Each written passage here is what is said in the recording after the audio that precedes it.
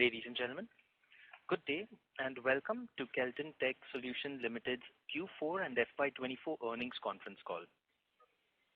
As a reminder, all participant lines will be in the listen-only mode.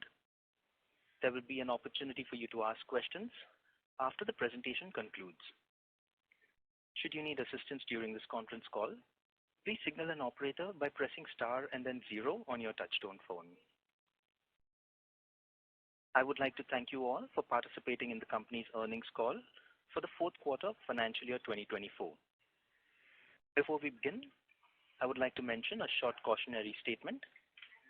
Some of the statements made in today's con call may be forward-looking in nature, and such forward-looking statements are subject to risks and uncertainties which could cause actual results to differ from those anticipated.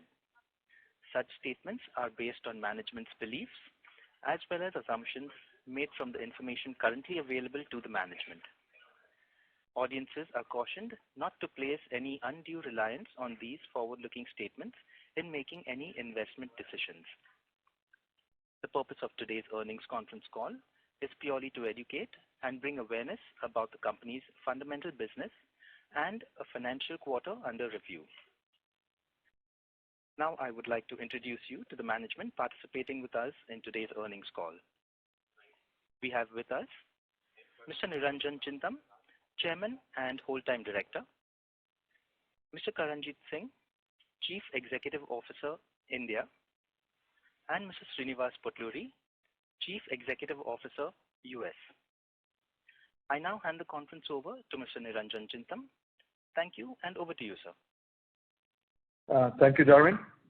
Welcome, everyone. Good evening or good morning, wherever you are dialing from. Thank you for joining our financial year closing numbers as well as Q4 of FY24 results. Just want to run through some of the financial numbers first, and then we'll talk about the qualitative aspects of what we achieved in the year and what we achieved in this quarter. In the financial year 2024, we have a revenue of about 984 or 85 crores, which is a 7.1% year-on-year growth. The company has achieved an EBITDA of about 106 crores and a net profit of 64 crores. So the EPS is 6.6 rupees. And the PAT margin is around 6.5%. For the quarter ending, we achieved a revenue of 248 crores, which is 1.1% quarter-on-quarter growth. The EBITDA is about 32 crores, and the EBITDA margin is about 13.2 crores, and the net profit stood at 23 crores. The PAT is about 9.6% for this quarter, and the EPS of rupees 2.5 per share is what it's gotten out of. The financial highlights and operational highlights rather, as you are aware, we have notified the exchange. Zinnov Zones has again picked us up in the SME market in the leading quadrant, which only affirms a third party or affirming our capability. Which is leading to some of our customers looking there and coming to us for some work to be done with them. We're also in the challenger space when it comes to from the Avasant SAP S/4HANA services in the 2024. We've been in the challenger market. We also have achieved about 7 new customers in this quarter. I will once I'm done, I'll let Karanjit explain the different customers that we acquired. And about 29 customers in this whole year. So with that, I want to hand over to Karanjit to talk about the customer acquisitions that we have made in the last quarter. Karanjit, can you speak about the customers briefly on what all the markets that they are in and what is the work we're doing? Sure. Thank you, Niranjan, and hello everyone. So yeah, as Niranjan mentioned, we have had 7 customer wins in this quarter around a range of industries or types. We have we have won an engagement with a management consulting firm where we are helping them with the application of AI for certain government processes, grant processing that they do for one of their customers. So we are helping them implement the whole AI part of it, for which they are consulting with their customer. We have had a win with a large Indian pharma company where they are trying to diversify into insurance, health insurance, and we are helping them develop the digital presence over there. Similarly, we have been selected by a large Indian auto company where we are helping them with building a digital collaboration and workflow tool to help streamline their R&D process and collaborate digitally, because they have their centers that are spread all over. We have also been selected by a broadcasting media production house, which already sort of has an existing platform, but we are helping them refresh that platform to the latest technology and make it more scalable. We have also had a win where we are helping a customer implement a managed services SAP implementation in the life sciences space. So those are some of the wins. Most of them are digital, but what is also encouraging and important for us are that some of these, at least 2 or 3 of these, are where we are working in the cutting edge area of AI to help them realize some of the benefits of generative AI in their business processes. Thank you. Over to you, Niranjan. Thank you, Karanjit. So while Karanjit was talking about the AI, we have about 13 projects that we have launched for various customers in the AI, and they've gone live. So these are successfully launched. We have a huge pipeline that is being built up in the AI space. So that is something that is exciting for us, and now we're able to help our customers deploy AI-based solutions to cater towards their own customers or their internal needs. Also, a couple of more highlights. During the last year, using the success of FCI HRMS solution, we were selected to do Karnataka state government HRMS platform that we are deploying. LIC has chosen us also to revamp their HR solution. So the whole from the whole life of an employee is going to be taken care of us for both in the Karnataka state government, all the employees in the state government, as well as the LIC. Every employee that is there, including the retirees, will be taken care of by us through our platform rather. So those are the we were successfully able to use our FCI learnings as well as our credibility to win these 2 new contracts, and we are very excited. We are deeply now into building a solution for them.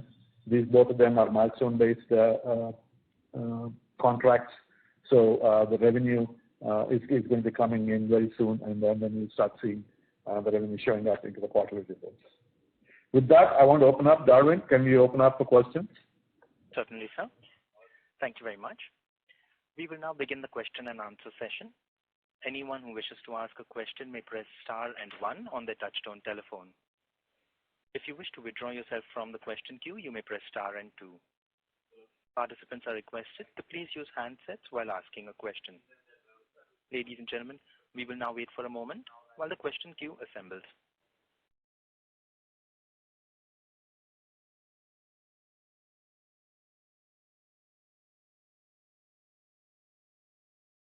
We have the first question from the line of Guneet Singh from Countercyclical PMS. Please go ahead. Good evening, Guneet. Hi, sir. Good evening. How are you doing? Good, Guneet. Sir, so the current demand scenario in the IT industry, what most firms are guiding is that the spends on part of customers are weak, and the demand is not as good as it used to be a couple of years back. So are we also facing any similar challenges right now? Or how does the market condition look to you? And what kind of outlook do we see for the coming year? So a good question, Ganesh. Yes, we are in a similar boat as like others. Yes, there are some challenges. Spending has weakened. We are seeing early signs of recovery, though. We are getting inquiries from our customers, specifically in the U.S. markets. Europe market is pretty much flat for us. India market is booming. I guess we are probably in India is the best market in the world nowadays. So yes, the answer to your question is there are early signs of recovery, but we don't expect major recovery to happen until after the elections that take place in UK and US. So we are looking at probably the next 2 to 3 quarters. It is going to be slow growth, and then probably starting the next calendar year is when we'll start seeing the spending coming back as aggressively as what it used to be. So at this point, right, my guidance would be that it will be a slow growth for this year, with the growth coming back starting the calendar year next year. All right. So when you mention slow growth, do you mean low single-digit growth or something within the low double-digit?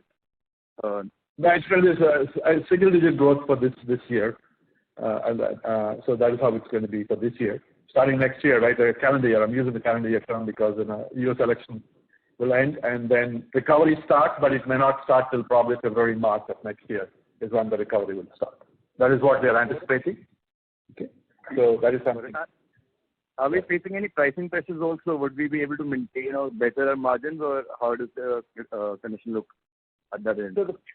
So the pricing pressures are not there at this point. While the pricing pressure is more to do with inflation of the wage than really anything else.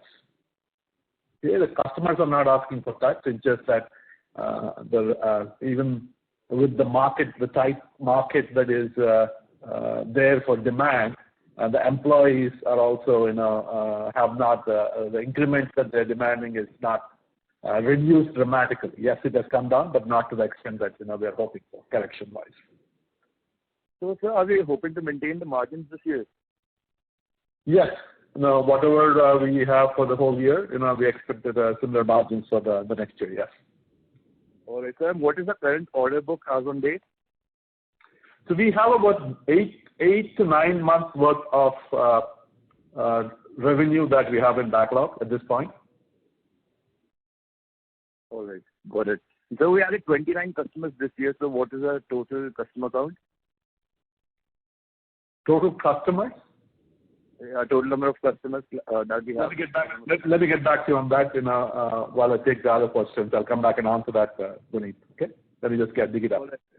And we had guided about reaching 200 million in the next, I think, 2 to 3 years. So are we still on track for that? We still want to achieve that number, Puneet. What we anticipated the growth for this year, we have not been able to achieve because of the various headwinds that you are aware of, like last year through this year. While we wanted to be in the double-digit growth, we were able to achieve only the single-digit growth, which is unfortunate. But that's the nature of the market that we are in, and we're trying to swim with the market. And we have made some certain changes. We're also have a few products that we have successfully be able to launch this year, and we are seeing early signs of revenue coming in from that, and we are anticipating that that revenue also would be growing over the next few years to give us another line of revenue that's coming in. All right, sir. Thank you very much. Wish you all the best. I'll join the queue. Thank you, Giri. Thank you. The next question is from the line of Sanawaz, an individual investor. Please go ahead. Hey, Sanawaz, how are you? I'm fine. How are you, sir? Pretty good, Sanawaz. Good? So, I think this year, congratulations. I think this quarter was better than after so many quarters. This quarter is given a better some kind of relief to us, right? Sure. Well, thank you. Thank you. Sir, I think my previous colleague, investor has already asked you questions. So I want to just know how much is the this manpower you have, because you are showing drastic increase in the labor cost, 150 crores in this particular quarter. Whether you have increased the manpower? It's about flat, Shanavas. It's the inflation of the wages that I was talking about is where the increase in costs have happened because of that, and not because of anything else. And we were not able to pass on that increase in cost to our customers. I guess the bill rate is still the same, but the pay rates went up for us. Okay. And so I think the person has asked already, Mr. Puneet. He was asking that in 2024-25 you have given the guideline in your annual report that $200 million is your aspiration. Yes. We're still on. That's our aspirational number, and we want to achieve that. So to do that, in quarter minimum, you need to do 400 crores. But you are doing 248. How is the jump going to happen? What is the tool? I mean, what is the product or something like you have something in pipeline which is getting... So there are some, like I said, right, we have some products that we have launched. A couple of them we have launched, and third one we are still in that R&D phase of it. One is, I think we briefly alluded to earlier, which was an industrial IoT solution that we have, and we are getting traction, we're getting revenue. Real customers coming in all the way from South America to North Africa. We have customers that are using our solution. And then we also have a hyper automation tool. We have customers in India, US, and European markets. We are seeing some pipeline being built up. These are early revenues. We are probably in the $500,000 range of revenue, but we anticipate right over the next 3 to 5 years, 20 to 30 million revenue will be coming in from those. The product. You have done, some 11 customers, something is there. What is the revenue contribution of AI? So again, I'll let Karanjit answer the question on the type of work we do, but the revenue is probably in the $1 million range at this point, because it's early adopters, right? People are not spending multi-million dollars when it comes to AI-based projects. Okay, people are trying out small incremental bits, and we anticipate that over the next 1 year, this will go to a few $1 million. This is just experimental stage. Everybody's curious. Everybody is trying to see what can be done, what kind of efficiencies that can bring in. All that is being tried out now. So we are in that part of that learnings for the customers, helping the customers or educating the customers, in identifying different use cases that they can use AI, so that when it comes to a larger entity, right, they should be able to adopt this using some of these concepts that we have developed and some of the use cases that they're using. Karanjit, do you want to add anything on top of that? Yeah, I can. So yeah, as Niranjan said, so there are certain early adopters. So like there are two categories, right? There are these people who are trying to build out a new idea, startups kind of thing. And then of course there are mature corporations which are trying to leverage the power of AI. Most of these use cases fall into like a couple of categories. So a lot of them tend to be in this whole intelligent chatbot kind of a thing, where they want us to basically look at the knowledge base that the company already has, and then use AI to kind of have whatever the intelligent chatbots or virtual assistants, those kind of things. Then there are also use cases around trying to automate tasks or gain insights. So like Niranjan earlier said, we've basically delivered a lot of AI projects already. Just to give you a little bit of flavor on that, like we built, this is for somebody who's trying out a new idea. So we built a complete marketplace platform for subject matter experts. So essentially they created their digidoubles. That's something that we have done. Like there is a, sorry, did you say anything? Yeah, to develop this AI product for you, how much you have spent in R&D already? Yeah, Niranjan, do you want to take that? Development cost, yeah. I mean, it might have been done in 2-3 years. So what could be the cost? So, see, there is no real R&D as such, right? We are using internally to see, the efficiencies. We can build efficiencies into our own delivery kind of a stuff. So there are, the R&D mostly is done on the job with the customer. Okay, so we are some use cases that we develop internally, and then we say, hey, can we sell this to the customer? So it is going to be more of a sales related expense R&D than really a R&D and saying, because we're not a product company, right? We're trying to do R&D spend on it. We are developing use cases, so for helping our salespeople sell it. So that's something that there are some of our own customers, right? They have data. We are and working with their customer and saying, hey, this is what the insights we can give you using the AI. Those kinds of stuff. So it's really not a significant amount of R&D on internal money that we are spending. Okay. What is the manpower, sir, you have as of now? Employee strength? About 1,800. We are flat. What we were last year. Ups and downs were there. There are some people left, but we were back to 1,800. Okay. Only 1,800. Yes, correct. Okay. What is the plan for this year? Is the hiring is planned or? At this point, we are keeping it fluid.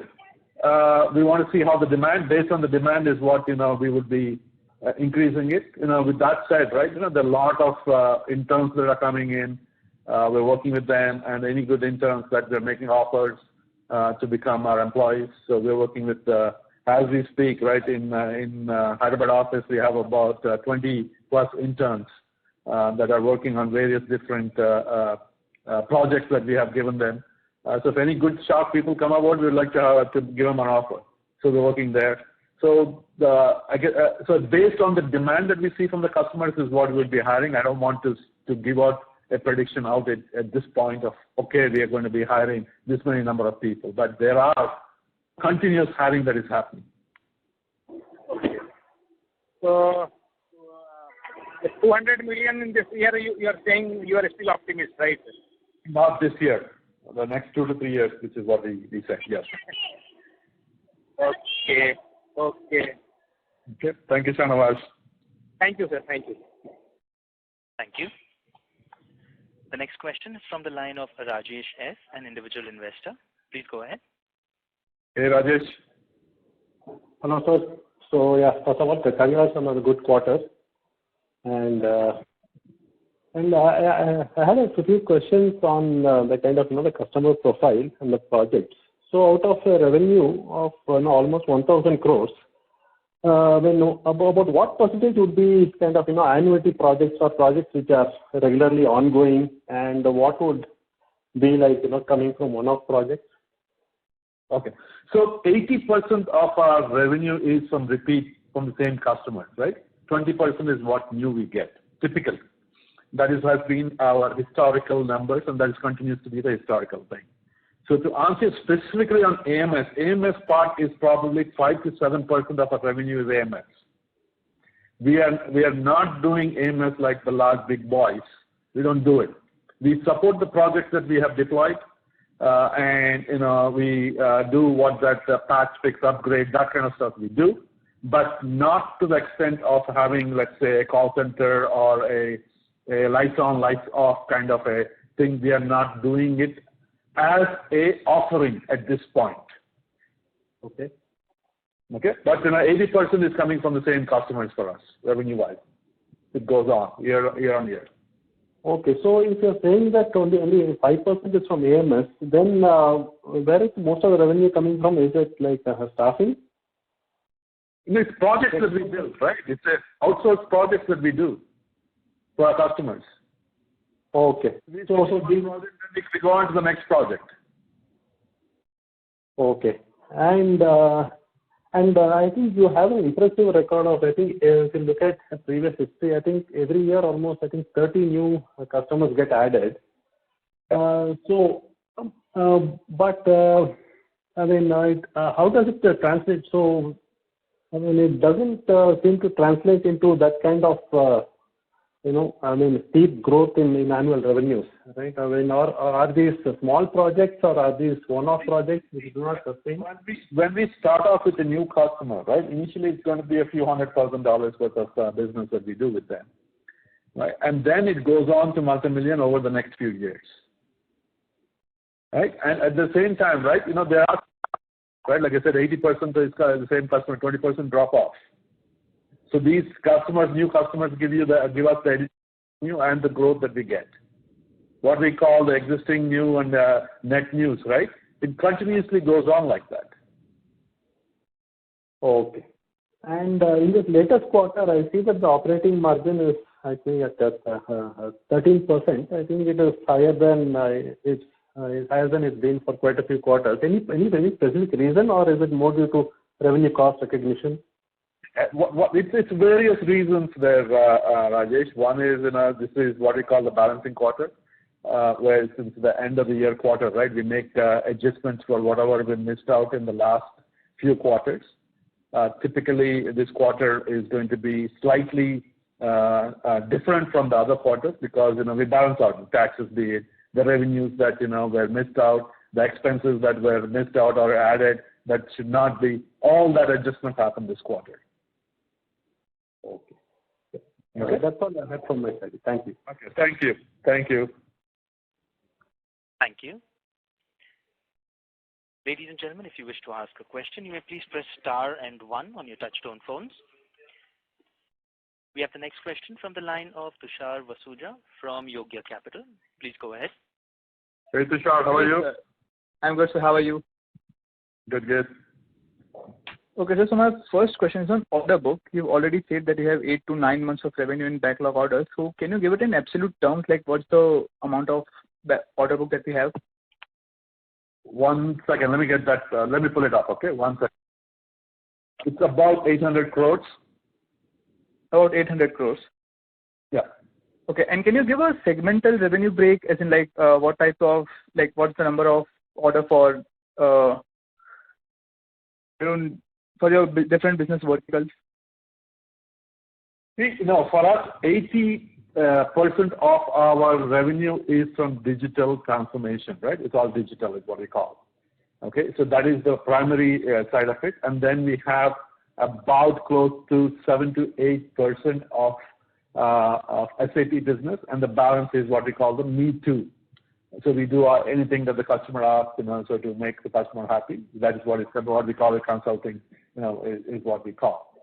Okay, that is what as a revenue-wise breakup. Now, when it comes to the industry breakup, if you're looking for industry breakup, so we have BFSI, which is about 8.5%, then health and life sciences is about 14%, and then we call information service and technology. These are all the new age companies, the IT companies, right? IT companies being Amazon-like companies and or ISV kind of companies. Those is about 30%. And the next largest one is some consulting that I told you about we do. And the retail is going to be about 12% of our business. Okay, these are the big ones, right? And then media and entertainment is 6.1%. Energy and utilities is about 7.4%. So these are the larger ones. I picked only the ones that above 5% to give you some of the stuff. Okay, sir, that's a wonderful answer. And my next question would be on pricing. So, like, how does pricing work in your industries? Like, what are the factors that affect your margins? I'll let Karanjit answer this question. But I think what we have been told is sometimes our prices are higher than the big boys. But I'll let Karanjit answer. Karanjit, can you take that, please? And also, this is a T&M. We do time and material kind of a contract as well as a fixed price kind of contract. So it varies, the pricing wise. Karanjit, can you take it? Yeah, sure. So yeah, in terms of pricing, for our digital work, as Niranjan said, when we give out our rate cards, we often hear that your pricing is pretty pretty sort of on the higher side or on the premium side. But yeah, generally we try to be within the range of whatever the typical digital engineering kind of work it should be. Fixed price engagements are also about 10-20% of what we do. Those are, of course, they tend to be based on the scope of work and whatever we estimate at that time. And there can obviously fixed price projects. There could be some kind of, obviously there are negotiations on fixed outcomes, and there we have some, maybe our margins would be a little bit more challenging there. That's the broad kind of. So typically what happens there, Tushar, is, our prices are higher, but what we are able to deliver is much faster than the others. So that's the reason why, customers pick us, because they're able to produce solutions much faster, sooner than, others usually do. Okay, so my next question would be on the competitive intensity. You keep talking about the big boy. So I want to know about what's the competitive intensity on your scale of operations. Compared to what? I'm sorry, the question? So what's the competitive intensity on your scale of operations? Like, what are the challenges that you face from other players of your size? So Karanjit, again, can you take that, Karanjit? Yeah, sure. So obviously, when we go out there, so there are two kinds, right? We have existing accounts, and as Niranjan said, 80% of the revenue comes from our existing customers. So when we get into a net new, obviously it is a competitive situation. You will have at least 3, maybe 5 initial people that you're competing against, and then of course you kind of go through the sales process and whatever, emerge a bidder, and obviously it is intense at that point. On the existing accounts, obviously the endeavor is, once we have acquired a customer, the endeavor always is to kind of deliver good work, do it faster, as Niranjan said, so that then you are able to kind of work with them and get repeat business, where obviously you would just, there should be no competition. That's the ideal thing, and that's what happens in most of the cases. Sometimes even repeat business, let's say if I get into existing customer, new area, then it could happen that there may be 1 or 2 other vendors that we face. But net news, obviously there is competitive intensity. Okay, sir, that's helpful. And one last question. On the different channels through which you can get your business, you mentioned earlier that you are an SAP partner, so you must get some small chunk of business from them. Are there any other channels through which you can get more customers, more business? Yeah, so we have various channels, right? All the way from the hyperscalers. We work with hyperscalers. Now that we have good ratings, gives us some customers. So we get from those kind of rating agencies that we get business. We have partnership with various like Microsoft is a partner of ours. Various partners channels we get, and there are a few other channel markets also we do get. Again, I don't want to name names because we don't have permission to reveal it. But there are some channel partners we get, and then we have direct sales. Right, most of our business is direct sales. Okay, we have a large sales enablement team sitting out of India, and then we have field sales people in the US and the different geos, where all they're doing is proposal difference kind of a thing. We respond to RFPs, so we get invited for RFPs because and then referral, right? We get a lot of business through referral. People have either moved from their existing, let's say one CTO that we work with in one particular company has moved to a different company. He calls us because we have done some good job there, so we go work with them. So these are all the different channels that we get business from. So there is no concentration saying that, okay, we get only from this, but most of our business comes from referral. So I couldn't get that. Most of the business comes from? Referrals. Referrals, okay. And could you also quantify the business that you get directly from your sales team? From RFP? Because everything is a sales team, right? In the sense like, they are, once a referral happens, you still need to go sell. Okay, I was more asking about the without any reference. Cold call kind of stuff? Is it what you're talking about? I'm sorry, sir. Can you please repeat yourself? Cold calling. Cold calling, yes, sir. Rolodex kind of stuff. You're talking about Rolodex and or cold calling. Is that what you're looking at? Yes, sir. Yes, sir. Rajesh, do you have some metrics on that? I don't have metrics. I don't know if you have a metric on that. Yeah, I do not have a metrics, but in terms of basically the most of our business, I mean, there is referral. So referral could be like a large part. But yeah, we would get about 40, 50, 60% of our business, which is through either our outreach or through other channels. Okay, sir. Thank you very much, sir. That's very helpful. Thank you, Tushar. Thank you. The next question is from the line of Rajesh S., an individual investor. Please go ahead. Hey, Rajesh. Rajesh, the line for you has been unmuted. You may proceed with your question.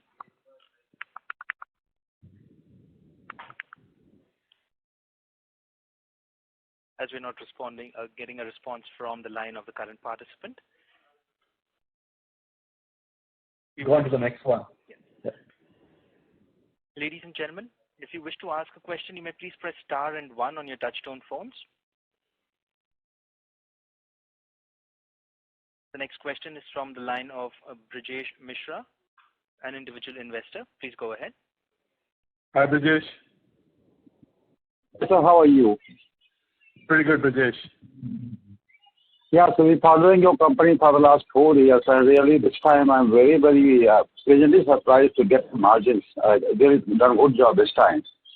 So are you in condition to maintain the same margin going forward? I mean, that is what we are trying to, and we want to achieve that, Brijesh. I mean, there's no guarantees, right? But we are trying to achieve this. This is the target that we're given all of our operational teams to get these kinds of margins. Okay, sir. Thank you so much, and good luck for the future. Thank you, Rajesh. Thank you, Brijesh. Sorry. Yeah. Thank you. Thank you. Participants, you may press star and 1 if you wish to ask questions.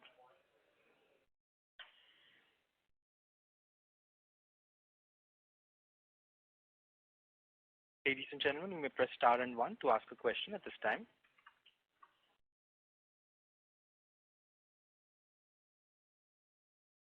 So we do not have any further questions. Would you like to proceed with any closing comments, sir? Yes, please. Yeah. Go ahead. Let's close it out. Yes. Yeah. Over to you, sir. Please go ahead. Okay. Thank you. Thank you, everyone, for joining our Q4 and financial year 24 earnings call.